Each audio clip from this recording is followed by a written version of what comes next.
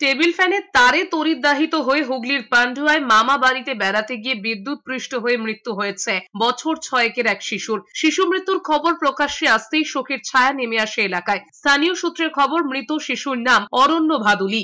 শুক্রবার বর্ধমানের মেমারি থেকে মায়ের সঙ্গে পান্ডুয়ার মামার বাড়ি বেড়াতে এসেছিল শিশুটি। শনিবার দাদার সঙ্গে খেলা করছিল অরণ্য।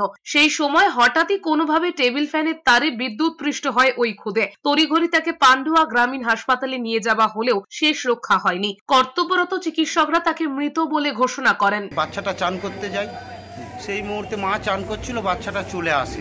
আচ্ছা, বাড়িতে এসে হয়তো পাখার জ্যাক ছিল কিংবা পাখার তার ছিল, তাতে হয়তো বাচ্চাটা হাত দিয়ে ফেলে। হাত দিয়ে ফেলার পরে হয়তো সেই বাচ্চাটা কখন শর্ট খেয়ে